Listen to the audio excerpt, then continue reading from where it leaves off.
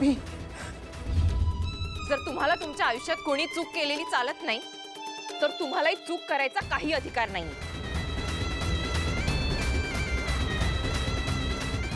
आणि ही तुमच्या चुकीची शिक्षा आहे. अय्यो, हिटलरवर हिटलरगिरी करणारी ही कोण आहे? लीला, तू काय करतेस, काय बोलतेस, तुझं तुला तरी कळतंय का? हे बघ, नको तिकडे तोंड उचकटायची ही वेळ नाहीये. तुम्हाला काय वाटलं तुम्ही श्रीमंत आहात, बंगला आहे, गाड्या आहेत, नोकर आहे, बिझनेस आहे, म्हणजे तुम्ही काय काही करू शकता? आम्ही मध्यमवर्गीय असलो ना तरी आम्ही मनाने श्रीमंत आहोत. आम्हालाही स्वाभिमान आहे. तुमचं वाटेल ते बोलणं ऐकून घ्यायला ना आम्ही तुमचे गुलाम होत ना तुमच्या त्या अटी मान्य करायला रोबोट्स होत. लीला बस झालं, चल आता. मावशी सोड.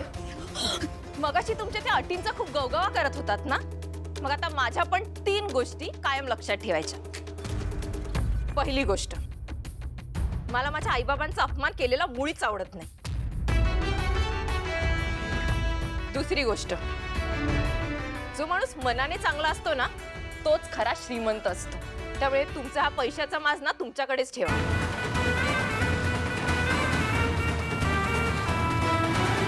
लीला बस झालं, चल आता.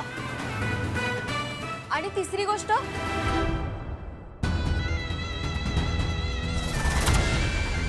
तिसरी गोष्ट, तुमचे ते ओव्हर स्मार्ट अंकल आहेत ना त्यांना विचारा.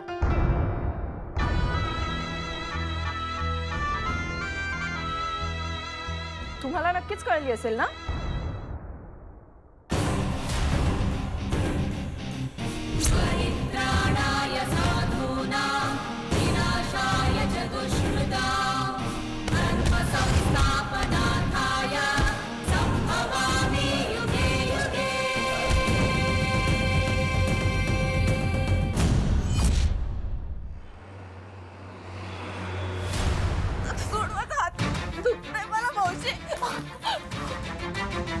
मावशी अगं तू किती अपसेट आहेस.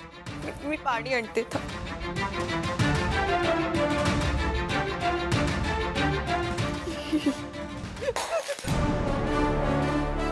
कसली अवदसा सुचते तुला? कुठून सुचली अवदसा?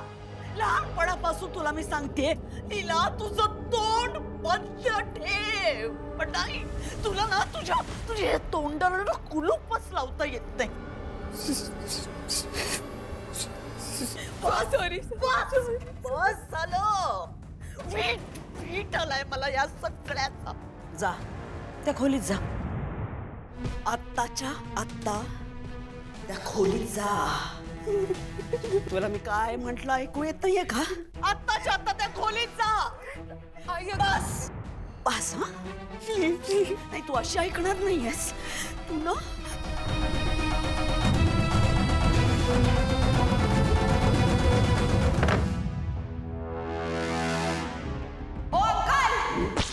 मला माझ्या आईबाबांचा अपमान केलेला मुळीच आवडत नाही. जो माणूस मनाने चांगला असतो ना तोच खरा श्रीमंत असतो. त्यामुळे तुमचा हा पैशाचा माज ना तुमच्याकडेच ठेवा.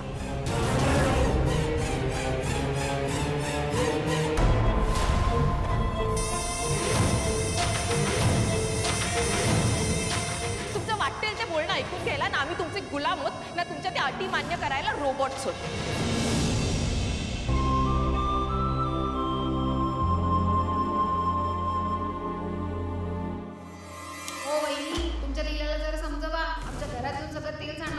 मला रेवला पाडायचं नव्हतं मावशी आई. मावशी आई मुद्दा पण नाही झाली. मी मावशी आई हरवली. खरंच सॉरी, पण हरवली. पुन्हा असं नाही करणार. म्हणून पाटील करेन. मला असं नाही करणार. सॉरी नसतं माहिती. मावशी मी पुन्हा नाही करणार. लीला कानावरचा हात काढ. मी भांगते, तुला कानावरचा हात काढ. लीला हात काढ म्हणते ना. बघ बघ काय काय उद्योग करून ठेवलेस ते बघ. काय आहे सगळं वाच. हे ना हे सगळे तुझ्या मूर्खपणाचे उद्योग आहेत. चुका आहेत या सगळ्या तुझ्या. वाच जरा एकदा, म्हणजे कळेल तुला. वाच. मी वर गेले की तुझी आई विचारेल मला. काय उत्तर देऊ ग मी? मावशी आई, मी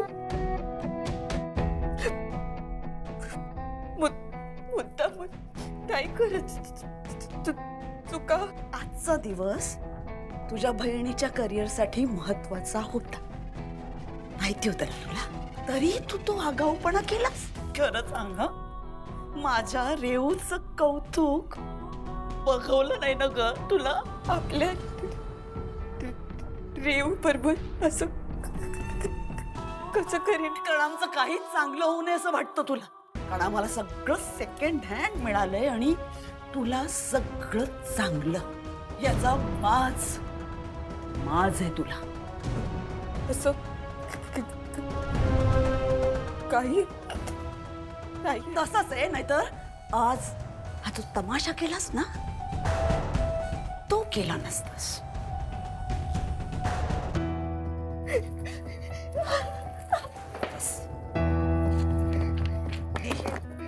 घे घे, तुझ्या आवडीच्या रंगाने तुझी आजची चुकली. ही म्हणते ना, तुझी चूक ह्या कागदावर लिही.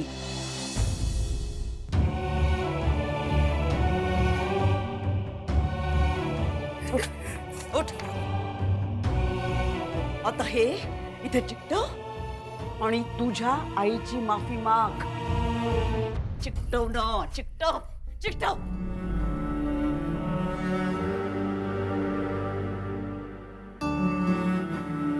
बघितलंस, चुकांमध्ये आणखी निघभर. लक्षात ठेव, तुझ्या या सगळ्या चुका आहेत ना, या कदाचित मी एक वेळ माफ करेन, फक्त एक सोडून. तुझ्या आईचं मरण.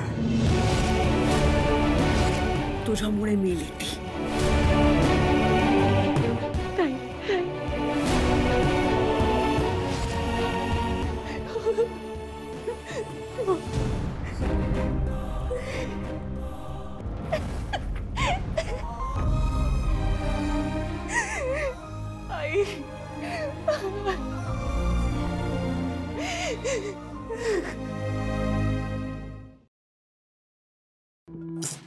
कुठून कुठून मुली शोधून आणल्या होत्या, पण सगळे प्रयत्न वाया गेले.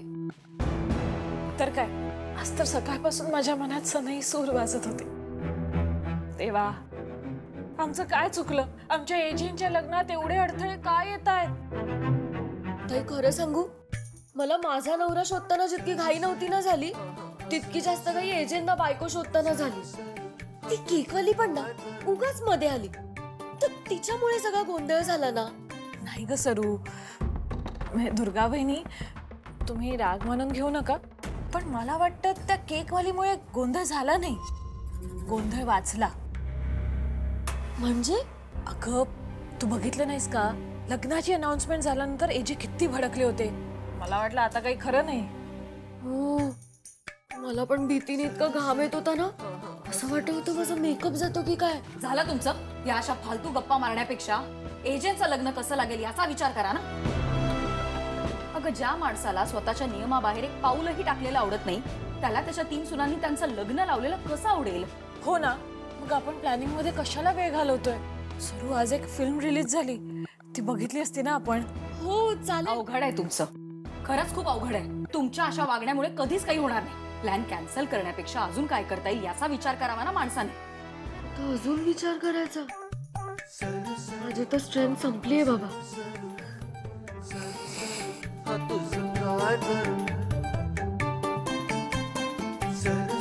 नाही नाही, अशक्य आहे. अशक्य असं काहीच नसतं जगात सरस्वती. मग ते एजंटचं लग्न लागणं असो किंवा तुझं डोकं वापरणं असो. कालिंदी, तू चांगली आई आहेस यात अजिबात शंका नाहीये, पण म्हणून मी काही सांगायचंच नाही का?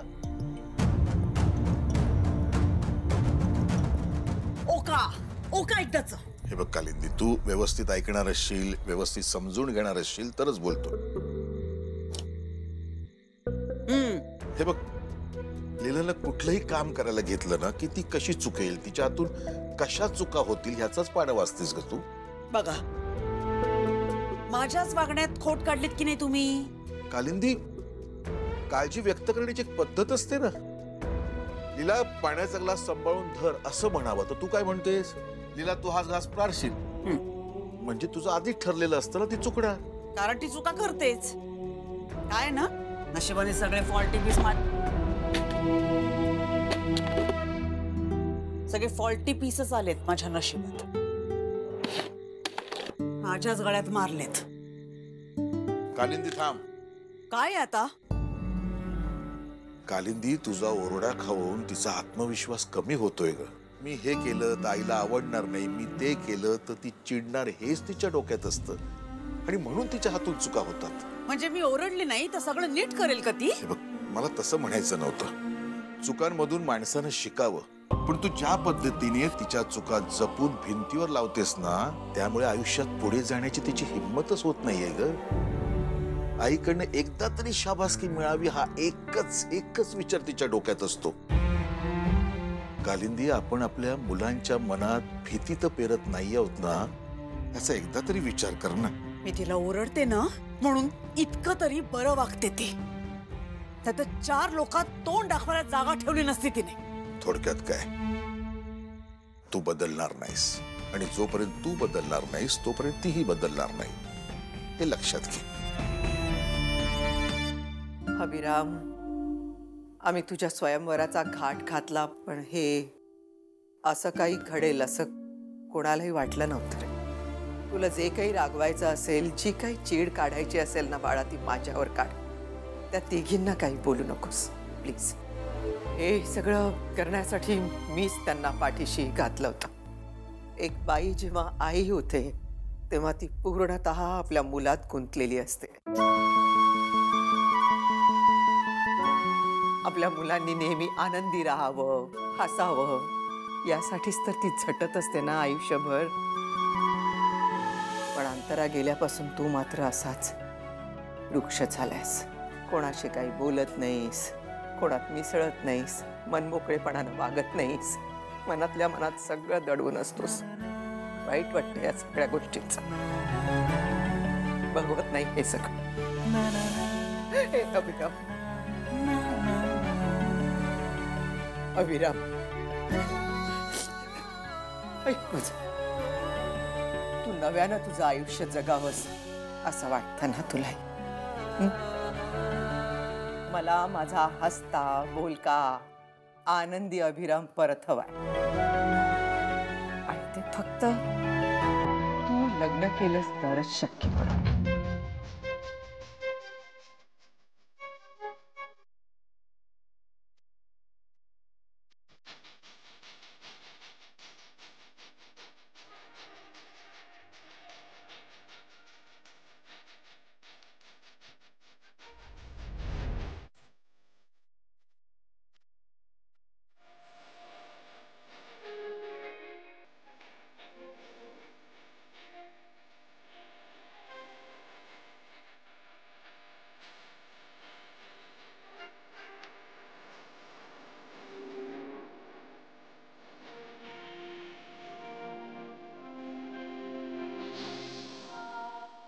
अंतरावर तुझं खूप प्रेम आहे ना, मी समजू शकते. दुर्दैवानं आपण तिला नाही वाचवू शकलो, पण आता तिच्या आठवणीतच तू तुझं पुढचं आयुष्य नाही घालवू शकत. आता तरी निर्णय बदल रे. मी मरायच्या आधी मला तुझ्या चेहऱ्यावर परत आलेला हसू पाहायचंय अभिराम.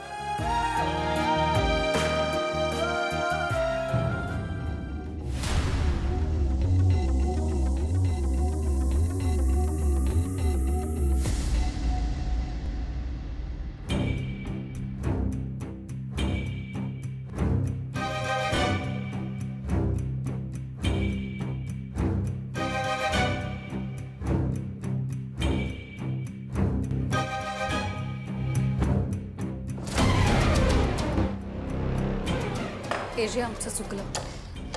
नवीन सासू शोधाच्या नादात तुम्ही तुमच्या अंतराईला विसरलात. एजे, आम्ही खीर बनवतो. ही खीर माझ्या लग्नानंतरच्या पहिल्या वाढदिवसाची आठवण आहे आणि कुठल्याही 5 स्टार हॉटेल मधल्या स्वीट डिश मध्ये मला अंतराच्या हाताची चव मिळू शकली नाही. दरवर्षी मी ही खीर तिच्या फोटो समोर ठेवतो, पण आज तुम्ही कन्व्हिनियंटली विसरलात and that is not acceptable.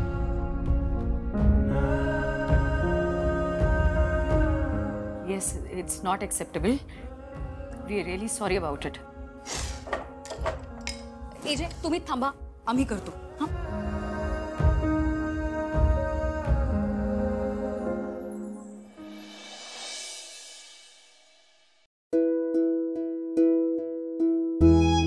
अगं अगं रेऊ, अगं ताई, आई तुला खूप ओरडली ना ग आज. मला ऐकूनच खूप वाईट वाटत होतं. म्हणजे तू तर खूप हर्ट झाली असशील. ताई खरंच सॉरी, पण मला आईसमोर तुझ्या बाजूने काहीच नाही बोलता येत ग. अगं रेऊ, नेहमी ना खरंच माझी चूक असते आणि मी मान्य पण करते की नाही. अगं पण आज माझी खरंच काहीच चूक नव्हती. पण एजंटच्या घरी तुझे वागलीस ते. रेऊ, तुला माहिती तिथे मावशीचा किती अपमान झाला होता. मी काय सगळं ऐकून घ्यायला हवं होतं. मला माझ्या आई बाबांचा अपमान झालेला मुळीच आवडत नाही. त्याच्या जागी देव जरी असता ना तरी त्यालाही ओरडली असते मी. अगाडी मला ना काही सुचतच नव्हतं. आपण कुठे आहोत, ह्या लोकांचा काय स्टेटस आहे, आपण इथे कशाला आलोत, काही समजत नव्हतं का मला. ताई तुझी काही चूकच नाहीये ना, मग रडतेस कशाला?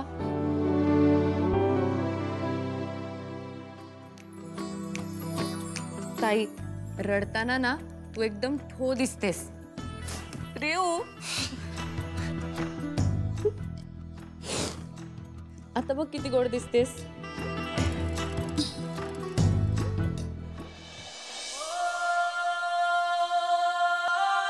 एजी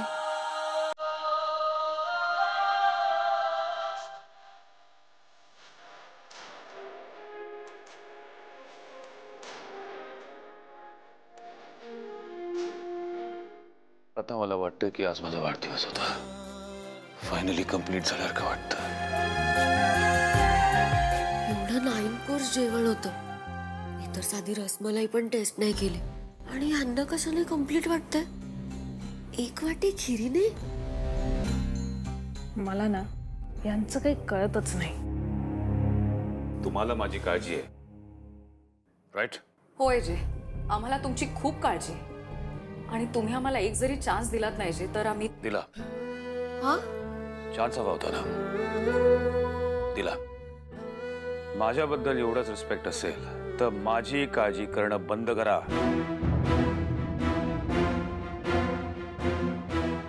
टेक केअर ऑफ अंतरा. पण मेलेल्या माणसाची काळजी कशी घ्यायची? तुला तो ते सांगतायत ना, तर घ्यायची काळजी. मी घेईन आता फोटोची काळजी. उद्याच सॅनिटाईज करून टाकते. इम्पॉर्टन्स एक्सपेन्सिव्ह पार्टीजला नाही, अंतराला द्या. We are sorry AJ. चूक झाल्यावर माफी मागण्यात काहीच पॉइंट नसतो. हो एजे, ऍक्च्युली आजच्या पार्टीमध्ये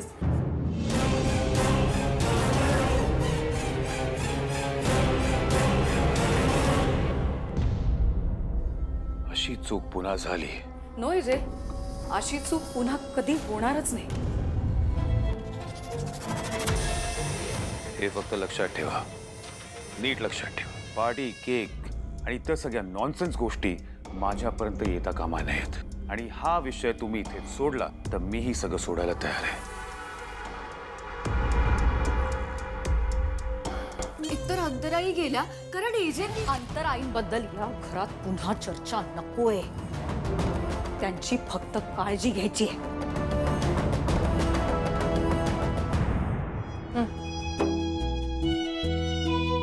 कशी झाली आमटी? मस्त. हे काय गं ताई, मी काही केलं तरी तू मस्तच म्हणतेस. अगं रेऊ, खरंच तू कायम सगळं छानच करतेस रेऊ. तू आणि आई कशा एकदम परफेक्ट आहात ग. मीच अशी आहे, इम्परफेक्ट. सतत काहीतरी गोंधळ घालत असते. असं काहीही नाहीये ताई, उगाच नको ते विचार करू नकोस.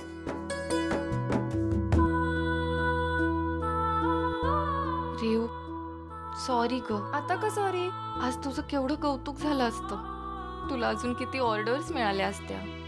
मी सगळ्याची वाट लावली. ताई तू वेडी आहेस का ग? अजूनही त्याचाच विचार करतेयस? अगं तसं नाही ग, पण बीण काही नाही. हे बघ ताई, तू असं समज ना की माझा केक त्या एजंटसाठी जरा जास्तच भारी होता आणि असले एजे काय बीजे सीजे डीजे सगळ्यांसाठी केक बनवीन मी आणि आपल्याला अशा हजारो ऑर्डर्स येतील ग. अगं पण माझ्यामुळे तुझा चान्स गेला ना.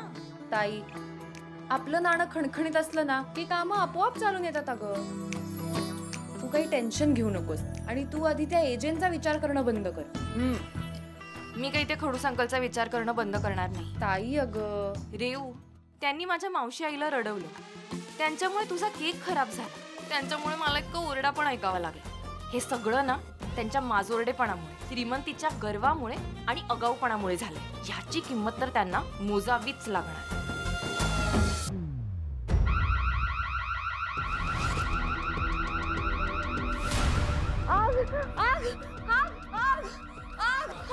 बेबी कुठे आग? नाही, हा तर एजंटचा सायरन आहे. एवढ्या रात्री सायरन वाजतो म्हणजे नक्कीच काहीतरी झालं असणार. बेबी, तू काय केलंस? बेबी मी कशाला काय करेन? तू काय नाही केलं? मी काय नाही केलं? कोणी केलं असेल? जाऊ दे ना, आपण झोपू. बेबी नाही नाही नाही, उठ उठ उठ. अरे बेबी मला झोपायचं आहे. आता झोपलो ना तर एजे कायमची झोप उडवतील. बेबी चल. तू जाग. बघा मी एजे पनिशमेंट देतील. मी जाते.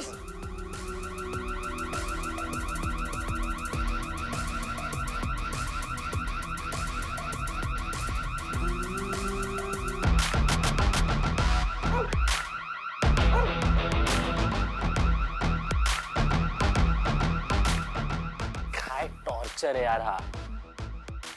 अजून कसे आले नाही हे? हा जेलर इतक्या रात्री सायरन का वाजवतोय? जेलर नाही, हिटलर. नक्कीच काहीतरी पार्टीच्या रिलेटेड असेल. गॉड, म्हणजे आता आपल्याला पुन्हा शिक्षा मिळणार? हे बघा, एक तर मला ना फार झोप येते. मी जातोय झोपायला, तुम्ही जा आणि त्यांच्याशी बोलून घ्या. विराज, सायरन वाजलाय म्हणजे प्रत्येकाने तिथे असायलाच हवं. त्यात कुणाची सुटका नाहीये, माहिती नाहीये का तुम्हाला? चला.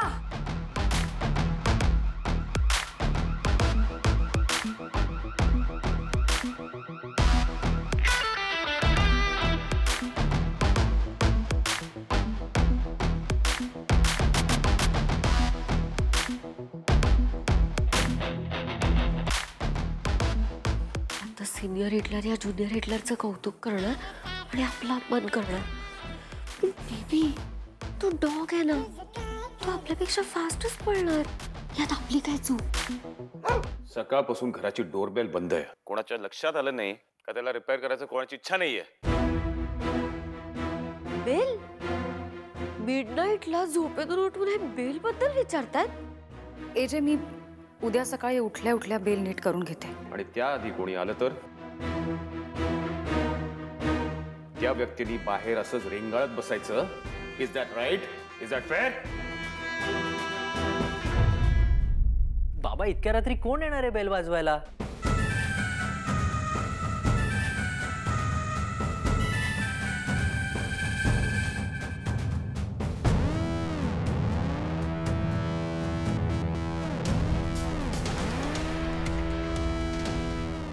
विराज, तुला कळत नाही कधी काय बोलायचं?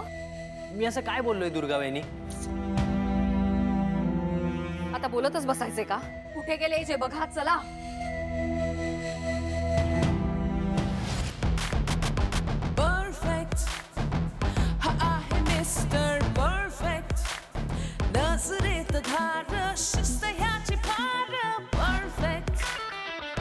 मला डोरबेल वाजून 3 मिनिटं 26 सेकंड झाली आहेत. मला दाराबाहेर उभं राहावं लागलं. आपल्या घरी कोणी आलं तर त्याला पण असंच थांबावं लागणार आहे बाहेर. Am I right? AJ please, मी खरंच उद्या सकाळी बेल नीट करून घेते. आणि त्याआधी कोणी आलं तर? जर बेल तिचं काम करत नसेल तर कोणाला तरी बेलचं काम करावंच लागेल.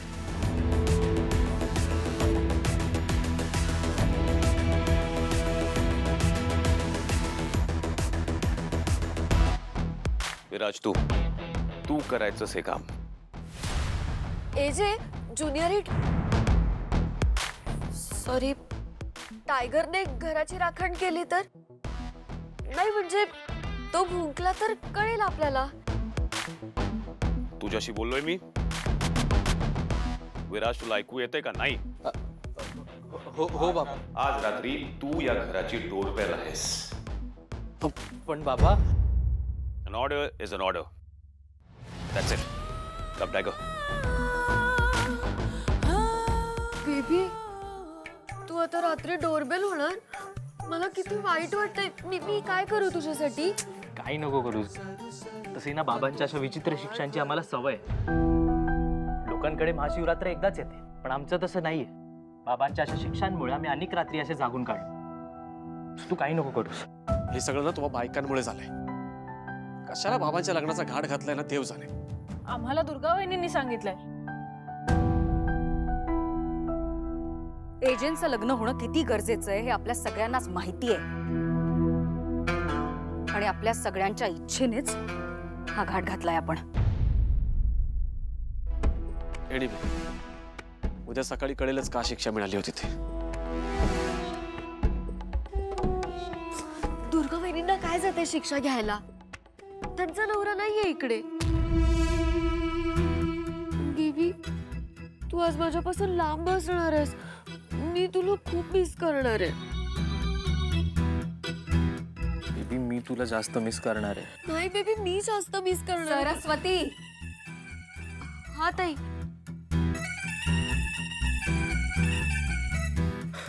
डोरबेल बनवणार आहेत. डोरबेल.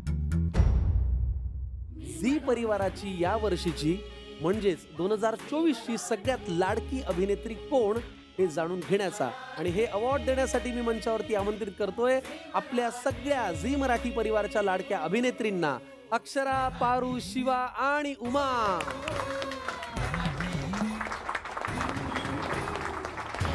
ह्या वर्षीची आपली लाडकी नायिका आहे, एनी गेसेस?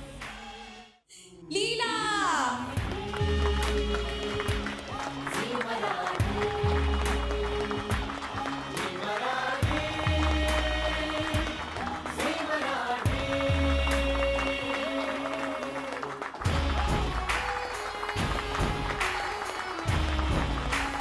मी तुला आता विनंती करतो की आत्ता तुझ्या मनात नेमक्या काय भावना आहेत आमच्याशी तू शेअर कराव्या आणि सगळ्या नायिकांना विनंती करतो की तुम्ही असं नसतं प्लीज या.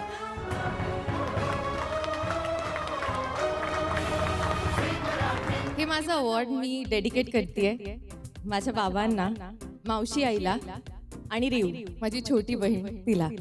ते नसते ना तर मी ऍक्ट्रेस होऊच शकले नसते खरंच.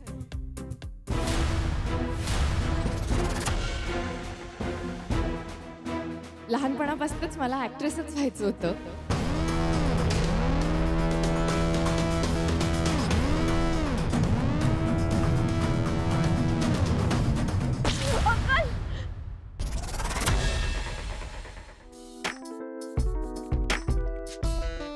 हे अंकल काय आता मला माझ्या स्वप्नात पण त्रास देणार आहेत? पण ते काही नाही, मी त्यांना अजिबात सोडणार नाही. आणि मेन म्हणजे माझ्या केकचे 6,000 रुपये वसूल केल्याशिवाय मी राहणार नाही.